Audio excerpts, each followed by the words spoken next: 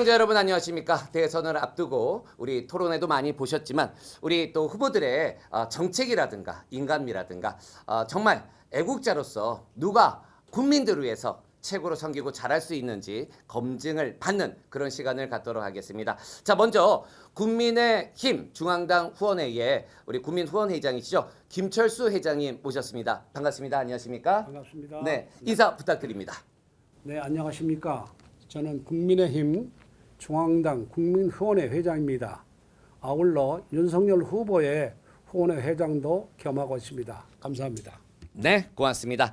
다음은 우리 KH 부동산 디벨로프먼트 부동산 우리 INC의 회장이시고요. 금융과 부동산 경제 전문가이고 지금 현재는 이 중앙당 우리 서울 회장으로 국민의힘의 서울 회장으로 활동하시는 이동규 회장님 모셨습니다. 안녕하십니까? 예, 안녕하십니까. 예, 저는 국민의힘 중앙당 서울 회장 이동규입니다. 예, 윤석열 후보를 지지하기 위해서 이렇게 나왔습니다. 많은 지도 편달 바라겠습니다. 네, 감사합니다. 자, 먼저 지금 이 젊은 세대들이 2030 세대까지 윤석열 후보를 지원하는 세력들이 많이 늘고 있습니다. 자, 그렇다면 윤석열 후보가 대통령이 돼야 되는 이유 명쾌하게 말씀 부탁드립니다. 2030들이 다 희망을 가지고 앞으로 대한민국을 이끌어야 갈 사람들인데 그분들의 집 하나 갖고 싶은 그 희망이 없어졌어요. 이 현재 정부에서 공정과 정의를 외치고 대한민국을 바로 세운다고 그랬는데 실제 그 강론으로 들어가면 정반대로 가고 있습니다. 네. 예를 들면은 뭐 대장동 사건, 그 다음에 조국 사태, 네. 그 다음에 우리 이재명 후보의 부인 문제, 이런 네. 문제를 공정하고 정의 있게 과연 국민에게 알 권리를 제공해 줬는가, 이게 문제입니다.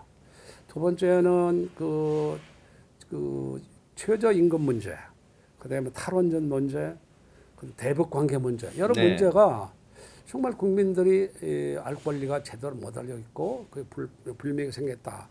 그래서 대다수 국민들이 정권 교체를 열망하고 있습니다. 그래서 이 정권 교체를 열망하는 국민들의 희망에 윤석열 후보가 가장 적합한 인물이라고 생각합니다. 네, 정권 교체.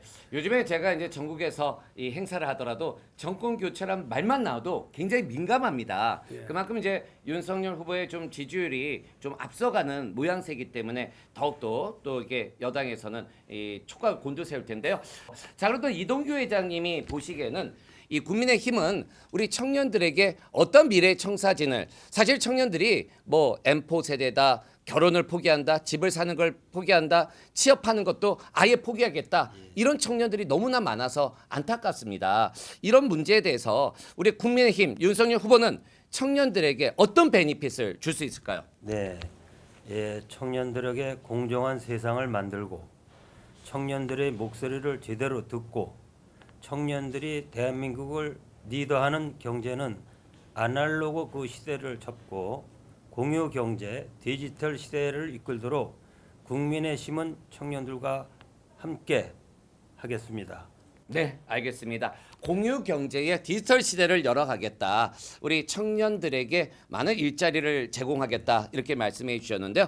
지금 현재 각 대선 후보들의 핵심 포인트가 나라 경제를 좀 이렇게 빚도 청산하고 나라 경제를 잘 살려서 일자리를 창출하겠다라고 하는데요. 자, 먼저 지금 현재의 경제 진단, 우리 김철수 회장님 보시기에는 현재 정권에서 지금 경제 문제에 대해서는 몇 점, 100점 만점 몇 점을 줄 수 있을까요? 몇 점이라고 단언하기는 네. 어렵지만은 상당한 점수가 낮습니다. 네. 안타깝네요. 안타까워요. 예산을 보면은 박근혜 정부 때 약 그 60조 정도의 빚이 있었던 것을 네. 그 정부에 있던 것을 박근혜 정부가 다 그걸 다 그 재원을 마련해서 다 갚았습니다. 네, 그건 잘한 일이죠. 문재인 정부에 들어와서 네. 지금 빚이 그때 제가 기억하기에는 한 1,400조 정도 늘어난 걸로 기억을 합니다. 1,400조요. 예, 네, 그러면 걱정이네요. 우리나라의 예산이 1년에 약 600조입니다. 네. 600조인데 그것도 최근에 늘어나서 600조입니다. 과거에는 보통 예산이 예, 1년에 한 4% 5% 이상 늘어나면 안 됩니다. 네. 500조를 상회했었는데 너무 많이 늘어났는데 물론 코로나 상황 이런 것도 방기됐지만은 네. 과연 우리 후세대에 이렇게 빚을 남겨도 되겠는가?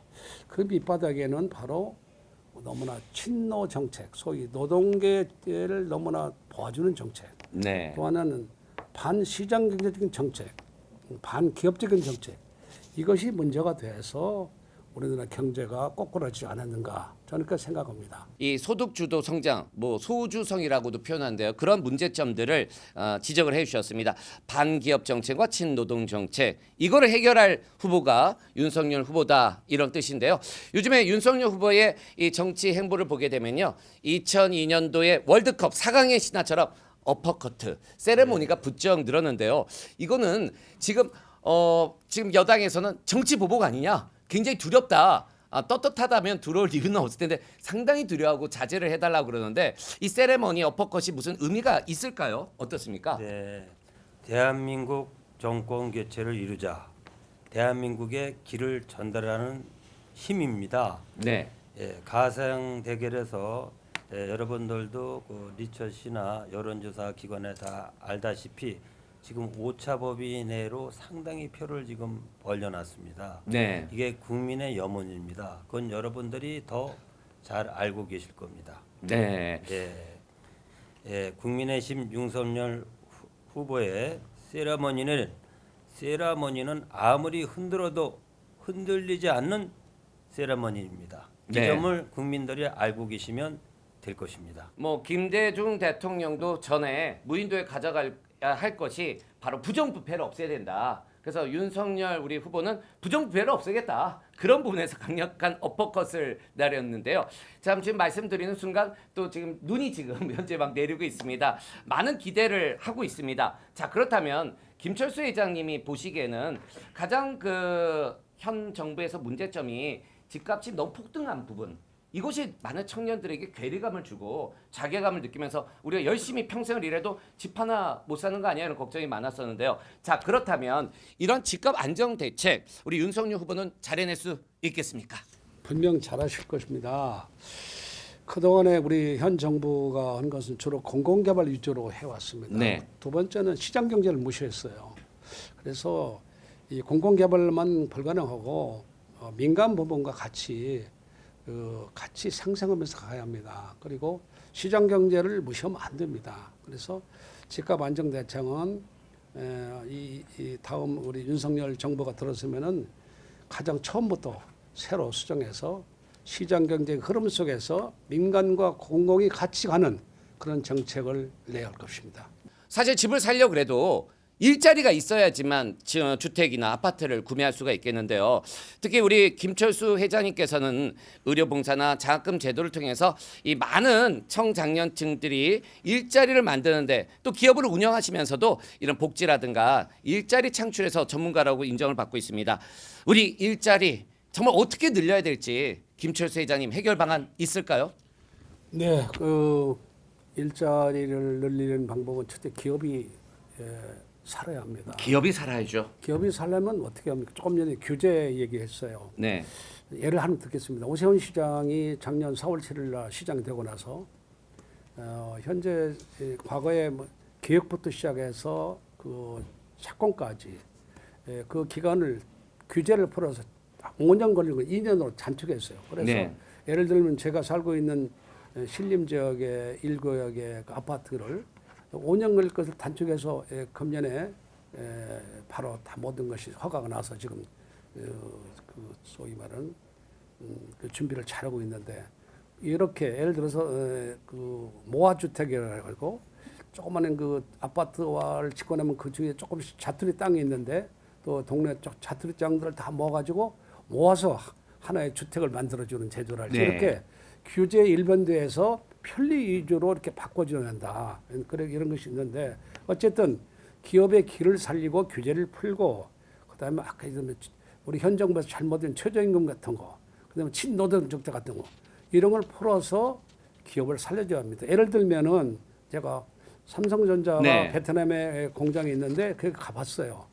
베트남 사람들이 젊은 사람들이 가장 큰 소망이 삼성전자에 근무하는 겁니다. 맞습니다. 예. 그 사람들 우리나라 돈으로 봉급 약 150만 원이 최고봅니다. 보통 50만 원 시작해서. 네. 근데 우리나라는 지금 얼마나 그 임금이 높습니까? 그렇죠. 그래서 그래도 삼성전자가 그 베트남에서 오히려 소위 효율성이 더 높습니다. 네. 그래서 외국에 나가 있는 우리 기업들만 다 한국에 끌어들이도 일자리는 걱정 안 해도 됩니다. 네, 맞습니다. 뭐 삼성전자뿐만 아니라 LG전자라든가 뭐 하이닉스 외국에서 우리나라 기업들에 대해서 상당히 우대도 많이 하고 파격적인 혜택을 제안하는데 우리나라 기업들이 너무나 규제가 까다롭고 여러 가지 현 정부에서의 프레스 때문에 외국으로 무작정 옮겨가는 것은 국내 일자리가 줄어들기 때문에 경제 악순환이다 이렇게 분석을 해주셨습니다.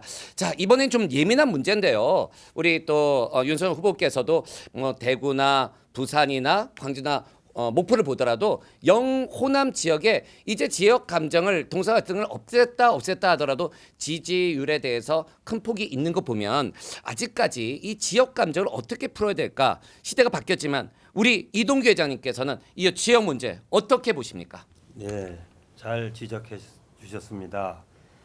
호남이 잘 되는 것이 영남이 잘 되는 것이고 대한민국이 잘 되는 것입니다. 맞습니다. 정치인들이 지역 네. 감정을 주장하는 것 같아요. 민주당도 잘 네. 돼야 되고 맞습니다. 국민의힘도 잘 돼야 된다고 생각합니다. 네. 특히나 호남 지역에 대해서 상당한 애정을 가지고 네. 또 공약을 철저히 더 내놓았기 때문에 이 지지율이 호남 지역에서 오른다는 것은 정말 바람직한 현상이기도 하지만 네, 네. 무서운 국민들의 심판이다. 국민들의 여망을 정말 윤석열 후보가 잘해내야 된다라는 생각이 듭니다. 자, 우선 햇볕 정책에 대해서 좀 여쭤보고 싶은데요. 물론 이제 김대중 전 대통령의 햇빛 정책, 전쟁을 완화하는 그 취지는 상당히 좋습니다. 그렇지만 그 현재 지금 현 정부나 지금 그런 정책들이 제대로 잘 굴러가고 있는지 그 부분에 대해서 국민들이 상당히 의심이 많거든요. 우리 회장님께서 어떻게 생각하시는지요? 네, 햇볕 정책 네, 굉장히 좋은 단어가 다 돼 있어요. 햇빛이 딱 북한에 비쳐서 대한민국의 긴장 완화도 되고 네. 전쟁도 억제하고 핵도 포기하고. 핵도 포기하고 예. 참 좋은 정책이라고 네, 그때 해왔습니다. 그런데 과연 그 결과가 어떻게 됐습니까? 저분들이 핵무기 더 개발했고 미사일 더 쏘았고 기득권들의 그 권력을 더 강화시켰고 네. 그리고 그 북한의 그 김정은을 비롯한 그 자기 세력을 강화해서 그 소위 그 불안정한 북한 정권을 더 강화시킨 결과밖에 되지 않았어요. 남북 연락소도 폭파시켜 버리고요. 그럼요. 예, 예. 그리고 뭐 개성공단도 다 패소시켜 버리고 그렇죠.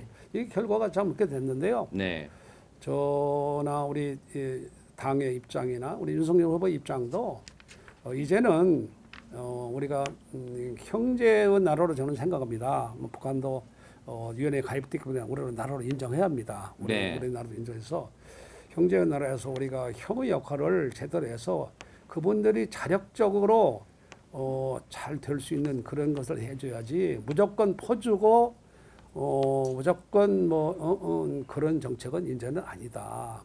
그래서 또 그동안에 막 햇빛 정책 말고 또 중국에 대해서 너무나 친중 정책을 써가지고 약간 굴욕 외교로까지도 평가받았어요. 미국에서 뭐 굉장히 네. 그 우리 한국을 보는 시야가 또 우리 우파 진영에 있는 모든 국가들이 한국을 보는 시야가 좀 달라졌는데 이건 국익에 적합하지 않다.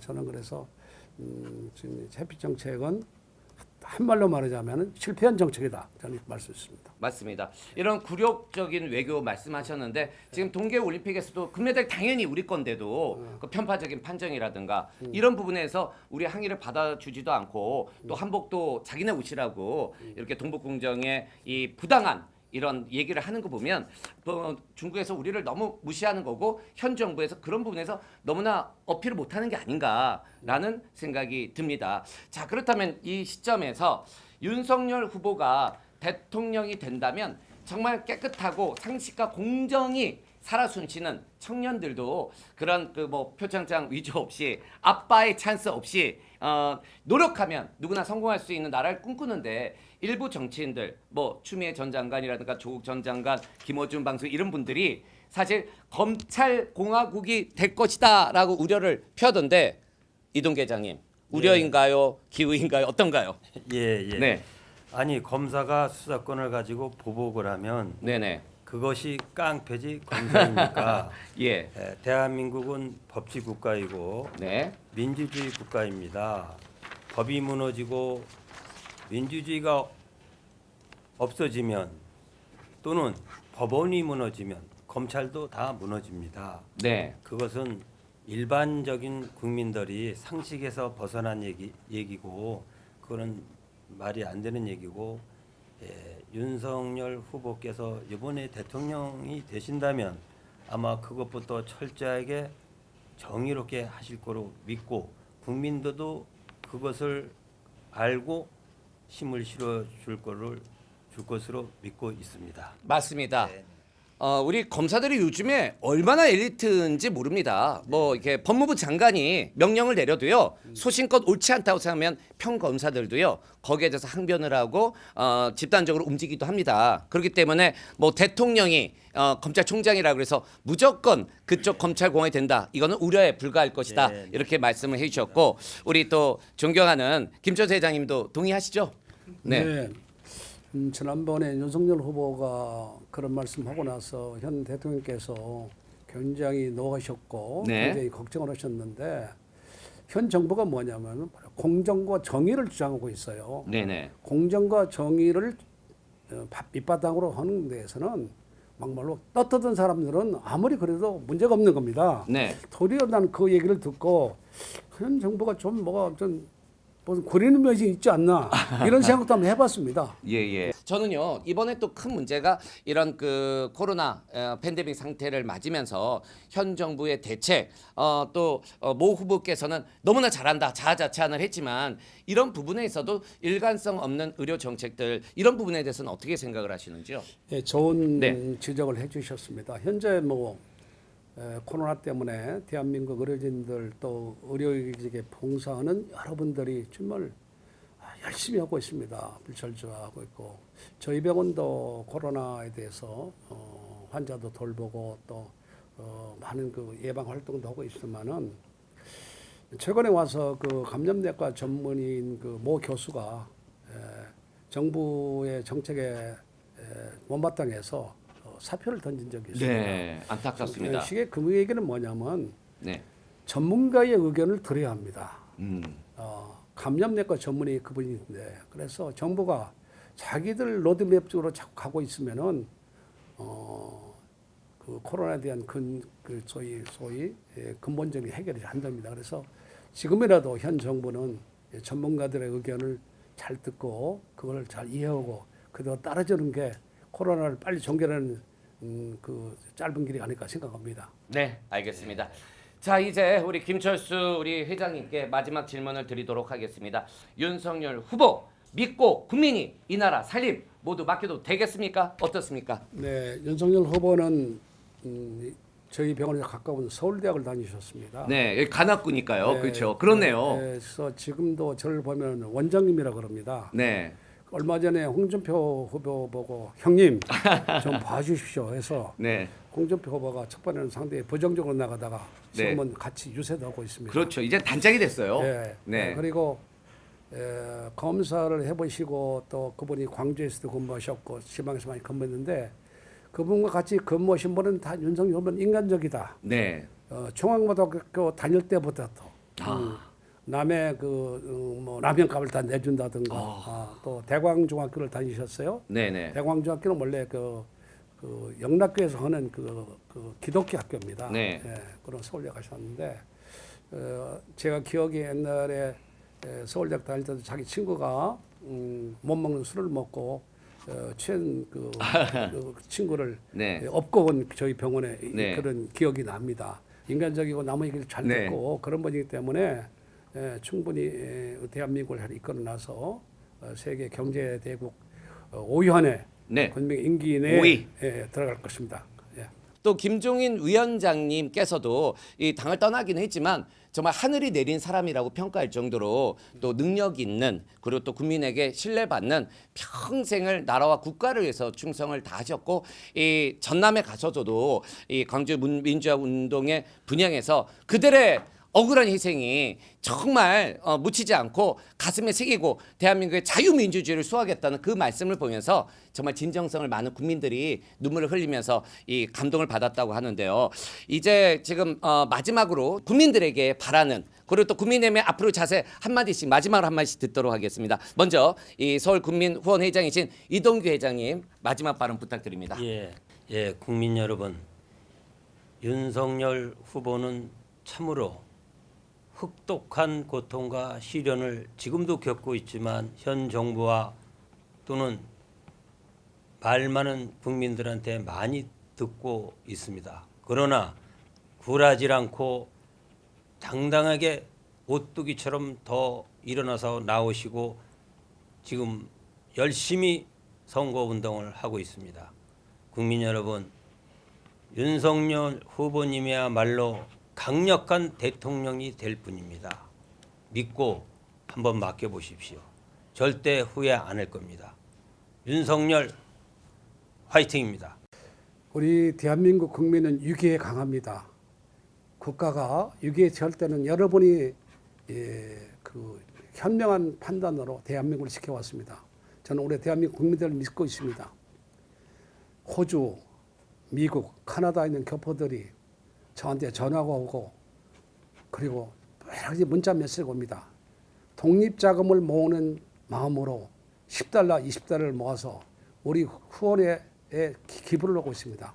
눈물 겹도록 그분들도 위대한 대한민국을 외국에서나마 지켜보고 싶고 위대한 대한민국 국민이라는 것을 자기들이 자랑스럽게 여기기 위해서 그런 모금운동을 하고 있습니다.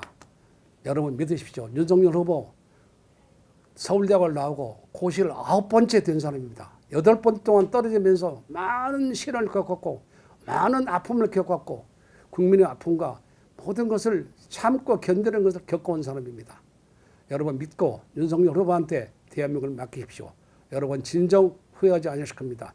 위대한 대한민국 여러분이 지켜주십시오. 감사합니다. 여러분들 정치에 무관심하면 정말 질이 낮은 정치가에 의해서 우리가 지배당할 수 있다라는 그런 또 철학자의 얘기가 있습니다. 여러분의 손으로서 정말 훌륭한 후보를 제대로 뽑아서 이번에 대선에서 바람직한 대통령이 났으면 좋겠습니다.